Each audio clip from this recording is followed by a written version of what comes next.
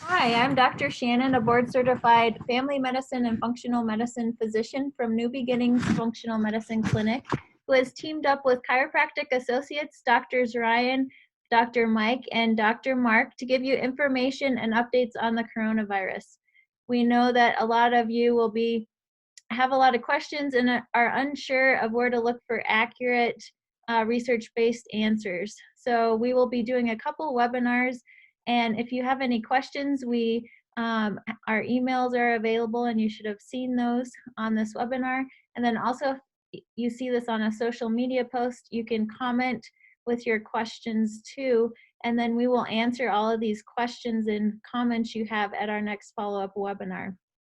So COVID-19 is really different from the usual colds and flus that we see. So we're, constantly learning new things every day about COVID-19 or the coronavirus.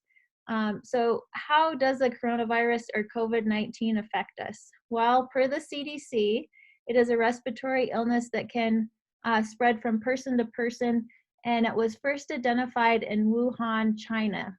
It really affects the lungs, but if, in severe cases, it can affect all organs.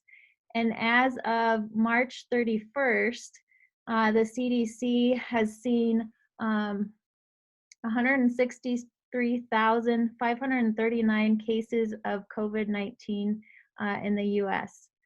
But remember, there are certain guidelines that they're following on who to test. So not everybody's being tested, and then it takes a while to get those tests back. So in all actuality, this number is a lot higher. And then currently in the US, everybody's affected, and everybody's seeing cases of COVID. So what are the current statistics on outcomes? Well, for the fatality rate, it's really highest in people that are 85 or older. So they're saying statistically right now, like 10 to 27% fatality rate in 85-year-old or older people. For 65 to 84-year-olds, it's like 3 to 11%. 55 to 64 is 1 to 3% fatality rate. 20 to 54-year-olds is less than 1%, and they have not seen any fatalities for people less than 19. But remember, these numbers are probably statistically higher than what we think because not everybody's being tested, and so there's probably a lot more COVID-19 cases than we know about. So how can people get infected with COVID-19? Well, you have to be in close contact with somebody that's already infected, which is like less than 6 feet for the CDC. It's spread through respiratory droplets such as coughing and sneezing. And then also if you touch surfaces or objects that are infected with COVID-19 and then touch your mouth or your nose or your face or eyes, you can get infected. So what are the typical symptoms? Well, a lot of people have mild symptoms. Some people have moderate and some people have severe, but the most common symptoms are fever, cough, and shortness of breath. So how do we protect ourselves and our family from COVID-19? One thing is to avoid contact with people who are sick, and then avoid touching our eyes, our mouth, or our nose with unwashed hands, and then just hand hygiene. So washing your hands with soap and water for 20 seconds. It doesn't have to be special antibacterial soap, just plain old soap does the trick. And then making sure every surface is washed, with your hands and under your nails too. And if you don't have access to water and soap, you can also use some hand sanitizer. The CDC recommends 60% alcohol in your hand sanitizer. And then social distancing is also super important. And currently in Colorado, we're at a stay-at-home order. And Dr. Mike will talk a little bit more about that. And then working on your overall health too is super helpful at this time. So what are some things we know about COVID-19? Well, it's really similar to the coronavirus that caused the SARS outbreak in 2003. The virus hijacks its way into cells by using our own personal antiviral defense. So it's a lipid enveloped virus, and this helps protect it from our immune system. So being lipid uh, enveloped, it can, be vulnerable to soap, certain foods, supplements that can penetrate or dissolve that lipid envelope. So that's good to know. So based on what we know so far, there are some certain supplements that may be helpful to you at this time when we're in this pandemic. So elderberry, there's a lot of studies on it that it stops the virus from being able to get into human cells. So the virus is not able to multiply, spread, or survive. So, there's different forms of elderberry. The capsule is ideal in my opinion. Syrups and lozenges usually have a lot of added sugars and fillers. So if you can get the capsules, that's great. And the adult dose for that is 700 to 1,000 milligrams per day while we're during this pandemic. Also, another important supplement and nutrient is zinc. So zinc has been shown to stop the virus from replicating or multiplying in the human cell, so it can't survive. So zinc, one of a great way to get it is through food, and oysters are super high in zinc. So, if you want to do 1 to 2 oysters 3 to 4 times a day, that would be great. If you're not a big fan of oysters or you have an allergy to oysters, you can do some supplements. So like 10 to 15 milligrams of zinc 4 times a day on an empty stomach is best. And then also copper is another important nutrient to get. It's very toxic to viruses. It's also toxic to bacteria and yeast. Food is a great way to get your copper. And then foods that contain copper are spirulina, shiitake mushrooms, sesame seeds, cocoa powder, or dark chocolate. And then your goal is to get like 4 to 8 milligrams daily during this pandemic. And I just want to thank you, and please let us know if you have any questions. And Dr. Mike or Dr. P is going to take it over to discuss some further facts about COVID-19. Thanks, Shannon. That was really good information. Hi, everybody. I hope everyone is staying happy and healthy. My name is Dr. Mike Pustilnik. For those of you who don't know me, I am one of the chiropractors at Chiropractic Associates. My job today is to expound a little bit more on what Dr. Shannon said about what we do know about COVID-19 and also why we do take the precautions that we do. So we all get our information from a lot of different sources. Yep, so newspapers, TV news, social apps, and websites. Most of this information isn't necessarily backed by research or even based on the truth. Everything I'm relaying today comes from these 4 reliable sources: the CDC.gov, Cleveland Health Clinic, FEMA, and the Colorado.gov. On February 11, 2020, the World Health Organization announced an official name for the disease that is causing this pandemic. The new name of this disease is coronavirus disease 2019, hence the abbreviation COVID-19. This is only one of many types of the human coronaviruses. COVID-19 is a new one that originated from animals and has not previously been seen in humans. This is why there's not a lot of known information about this virus. What we do know is the virus spreads primarily from person to person through respiratory droplets. It is not known if a person has to be showing symptoms to be contagious. And contact with infected surfaces and then touching your mouth, nose, or eyes is another possible way of contacting COVID-19, but it is not as common. Once the virus gets a hold of the mucosal cells within the nose, mouth, and eyes, it then mutates and starts to infect your body. If the body's immune system doesn't stop the infection early, that's when we get sick. COVID-19 is a fragile virus that spreads easily. So this is why we wash our hands with soap and warm, preferably hot water, for 20 seconds. Soap and hot water attack and weaken the fatty outer layer and causes the protein to break up. We can also use hand sanitizer that's at least 60% alcohol concentration. This helps unfold and inactivate the proteins. Last but not least, the less you touch your mouth, nose, and face, the less chance you have of introducing COVID-19 into the mucosa. Even though touching surfaces and then your mouth, nose, or eyes doesn't seem to be the primary way of contracting COVID-19, we need to take precautions.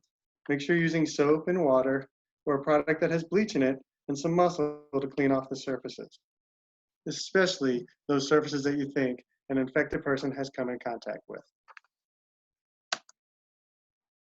Remember, COVID-19 is not a bacteria.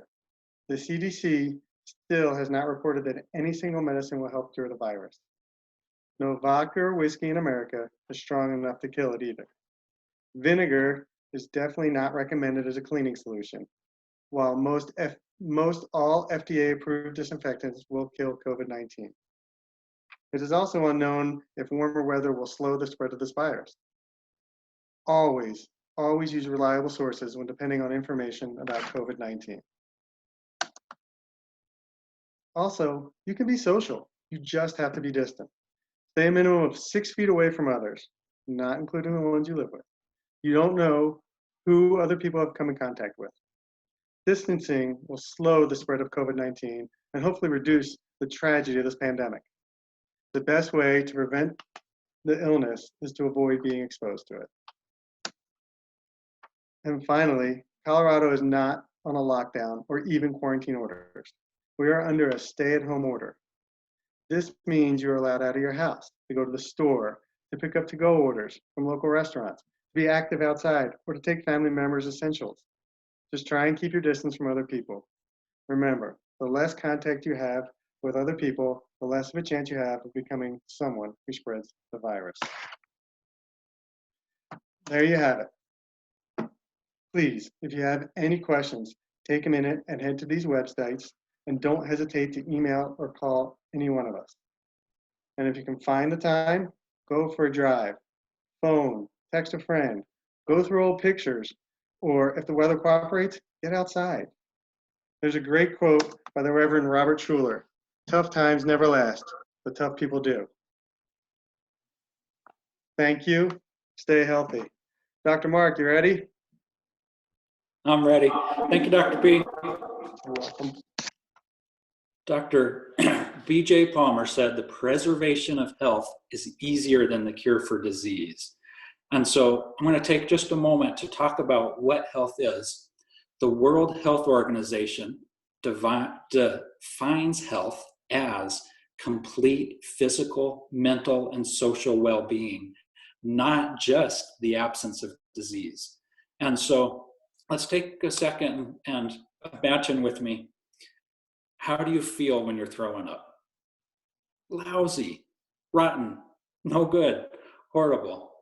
However, if you're vomiting because of food poisoning, that is a good, healthy response. That's your body's way of getting toxins out of your system.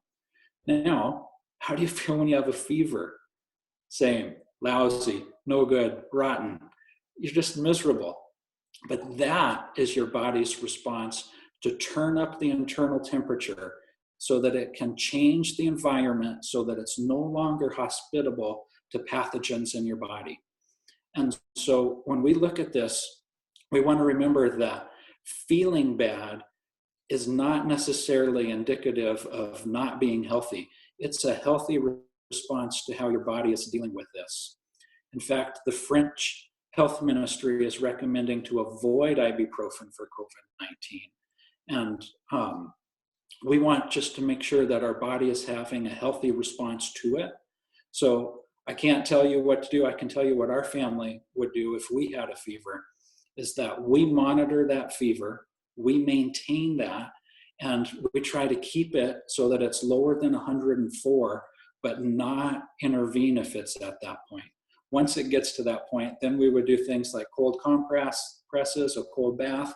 At that point, 104 is when we would start to intervene. But before that, I would allow my body to have a fever to cook whatever's inside of it out so that we can move forward and change the internal environment to rid whatever is inside of us. Chiropractic, we want to look at the cause, not just treat the symptoms. And so a good way to preserve health is to make sure that we're eating well. Make sure that we're giving our body the building blocks it needs to maintain good health. And so the best way is to eat those nutrients. But if you're looking for a way to supplement them, then yeah, we want to look at some supplements. And through this time right now, because you can't get in the office, we do have some supplements through standard process that if you contact our office, then we can give you a direct code so you can order directly from standard process to get some of those supplements. Remember that the way your body is performing is what's very important here. We want to make sure that we're having the best response to it and not just treating the symptoms. So fever is part of your body's immune response and how your body kills pathogens. Thank you, guys. I'm going to turn it over to Dr. Ryan, who's going to talk about some good mental ways to deal with this. Appreciate it. Hi, everybody. Thanks, guys. And Shannon, great job. I'm going to change gears a little bit, and we're going to talk about this crisis, this pandemic that COVID-19 is, and how it's affecting people both, not just physically, but on the mental side of things. So let's get started. I don't have a whole lot of time, and I don't want to take your time any longer, but how we view things is how we do things. We're in a world crisis. I don't want to minimize this. It's serious. In fact, it's very serious, and it shouldn't be taken lightly. And that's why it's important to do what the health experts advise us to do. And Mike put up a nice slide where you can find some reputable information. So let's continue to do what they advise us to do. But I'm going to talk about a crisis. And I'm going to list 4 things here really quick. And we're going to start with number 1, crises are more common than what we think. I get it. We all think that it's never been this bad. Well, it has. In the 1600s, and Europe was plagued by was suffering from the plague. Again, 100 years ago in 1918, when the Spanish flu was around, a couple decades later, we had the Great Depression, although it wasn't necessarily a health concern. It did play a role, and it was a crisis. The list goes on. And it, just like other times, we're going to get through this, and that's what's important to know. Again, I'm not trying to minimize this, so please don't misunderstand me. It's very serious, but I want you to know we will prevail. In 1918, we were losing 1 million people a week. And once it was over, nearly 25% of the world's population had been infected. Solomon, the wisest man who ever lived, once said, "This too shall pass." Number 2, the crisis is distracting. Distractions keep us from making progress. So get away from the distractions. The media is an enormous distraction. Pull away. Traction, on the other hand, is the opposite of distraction. Traction gets us moving in the right direction. If you've ever been stuck in a car or on a snowmobile or an ATV, you know exactly what I'm talking about. When you're stuck, but once you finally get that traction, that's when you start moving in the positive direction. This crisis seems to be the perfect storm. The fear of the virus is spreading faster than the virus itself. If you don't believe me, just try to go out and buy some toilet paper. Now, I don't know why the toilet paper has become such the fear in this deal. This is not a stomach virus. This is an upper respiratory virus, as Dr. Shannon mentioned. But either way, the fear is spreading fast. And I say this in all kindness. Just because your sky might be falling doesn't mean mine is. Now, are we all in the same crisis? Yes. Are we all in the same danger? Absolutely. But do we all have the same perspective? Possibly not. Our lives and many others who have been infected and have been people who have been out of work has gone downhill a little bit these last couple of weeks, but we'll prevail. And the state of Colorado has shut all chiropractors down through the 14th of April. A close friend of mine, after hearing about us getting shut down, called me and asked what I was doing. My response was that I was making lemonade. He kind of started laughing. He's a funny guy, and he was wondering why I was making lemonade. And I told him that right now life's giving us lemons, so I was going to make lemonade. You see, the first step to changing anything in your life is you got to change your attitude and you got to change the way you think. And when you do so, There's a lot of positive health outcomes that come with a positive mental attitude. Number 3, a crisis reveals what's inside of us. The crisis doesn't make us, nor does it define us, but it does reveal us. Much like an orange, what do you get when you squeeze an orange? You get orange juice, right? Well, what are you going to get when you get squeezed? What's going to come out? My hope is that daily we're all continuing to grow personally, develop, things like that, that we become bigger and better on the inside, that we focus on that, because it's on the inside that what matters. And this plays a big role in fighting crisis and disease situations like the coronavirus. Number 4, a crisis requires adaptability and flexibility. A crisis is a case study of uncertainty. All of us have a lot of questions regarding the coronavirus, and we try to provide some answers for you today, yet none of us have all the answers. In fact, right now, there's a lot of answers that we are yet to know. But this is what I want you to hear. There are answers, and we will find them. There's some amazing people in this world that are working on it. So in this time, be flexible. Be ready for plan B, plan C, maybe even plan D. Because if you don't adapt, you conform. Adaptability is a sign of strength. Conformity is the opposite. It's a negative trait. So be flexible. The coronavirus is something that none of us had control of. Not our leaders, not you and I, no one. As I mentioned, there's a lot of uncertainty in a crisis. We cannot control the things outside, but we can control the choices that we make. Prioritize the choices. By prioritizing these choices, it'll help us give clarity in times of uncertainty. It's an important step for all of us. That's why we're doing this very simply. We value you and to add value to you. Our goal is just that, very simple.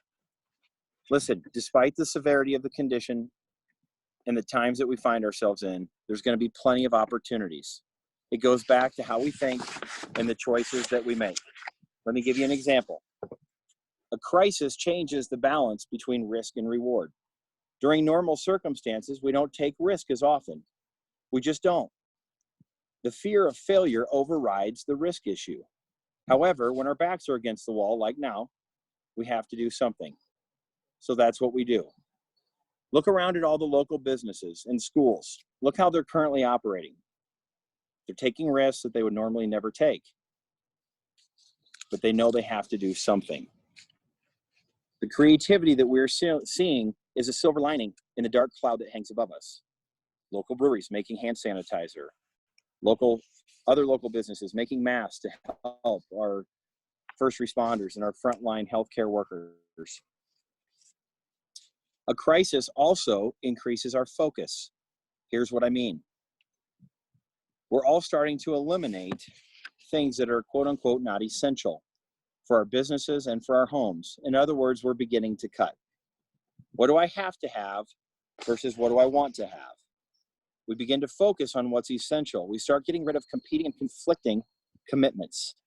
This isn't a bad thing. The crisis will make you do things that you wouldn't normally do without it. You and I both know in our heart that there are things that we wouldn't change unless we had to. The crisis bumps us from our comfort zone to our creative zone. Einstein once said opportunity lies in the middle of a difficulty. This is what I know about people. There's two types of people in the middle of a difficult situation. Number one, there's a person who asks, when's this going to be over? How long is it going to take? And by the way, we're all asking that question to some degree right now. But number two, the higher level individual, when they're in the middle of a difficult time, this is what they ask. What can I learn? How can I get better? How do I improve? How can I make this a stepping stone instead of a stumbling block? Dr. Shannon had given us some ideas, so did the other two docs, on some things that we can eat, some things that we can do. And this is just ways that we can think. I have 3 other thoughts before I close on bad experiences. Number one, everybody has them. Some days you're the pigeon, some days you're the statue. In a crisis like the coronavirus, we're all kind of the statue right now. But stay with me here, because what we do with bad experiences defines who we will become once it's over. Number 2, nobody likes a bad experience, right? I don't know anybody that signs up to go have a bad experience. I once heard somebody say, I'm never down. When asked what he meant by his statement, he said, well, I'm either up or I'm getting up. How wonderful is that? Can I tell you something? In a crisis like the coronavirus, we're getting up because the world as a whole just got knocked down.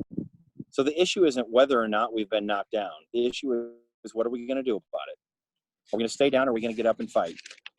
Number 3, very few people make bad experiences positive experiences. Now, I know I'm talking to the few. My time I have with you is to rally the few. I have no grand illusion here to move the masses. But right now, I'm trying to rally you. What a gift for your family if you were to become the person that shows them the light at the end of the tunnel. Remember what Solomon said, this too shall pass. And he's right, it will. Warren Lester once said, success in life comes from not holding a good hand, but playing a poor hand well. Life is giving us lemons right now. What are you going to do with it? Are you going to get soured by the lemon, or are you going to start making lemonade? We gave you guys some resources earlier. You can go back and watch the video for the email. We're going to do another video hopefully next week. So any questions, comments, concerns you have regarding something you saw in this, please feel free to reach out to us. We'd love to connect with you. We're sorry we can't connect with you in the office right now, but we'll get back to that shortly. In the meantime, stay healthy, stay positive.